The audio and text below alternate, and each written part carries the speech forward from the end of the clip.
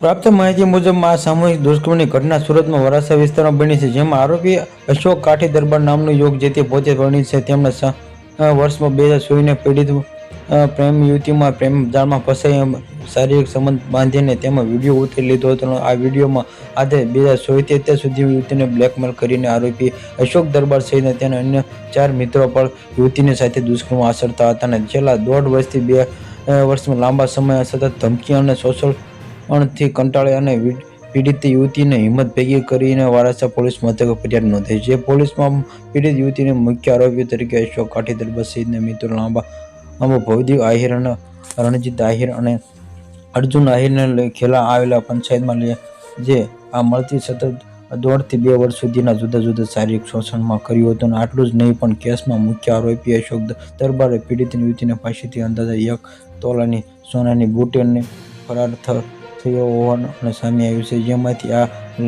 કેસમાં દુષ્કર્મ અને બ્લેકમેલ અને લૂંટ જેવા ગંભીર ગુનાનો નોંધીને દોડ શરૂ કર્યું છે. અને આ ઘટના પ્રકાશમાં આવતા સુરત શહેરમાં ફરી એકવાર કાયદો વ્યવસ્થા લઈને ગંભીર સવાલો ઊભા કર્યા છે. જ્યાં ડીસીપી આલોક કુમારે જણાવ્યું છે કે કેસમાં 5 આરોપીની હાલ આરોપી ધરપકડ કરી છે, જેમાં રણજીત આહિર અર્જુન આહિરને પોલીસ દબોચી લીધા છે. જે આ કેસમાં ફરાર અન્ય 3 આરોપીને પકડવા પોલીસ દ્વારા વિવિધ દિશામાં તપાસ ચાલી રહી છે અને ટૂંક સમયમાં આરોપીની ધરપકડ થવાની શક્યતા વ્યક્ત કરવામાં આવી રહી છે. જે ઘટના સુરતમાં મહિલાઓની સુરક્ષા અંગેની ફરી એકવાર ચિંતાને જગાવી છે.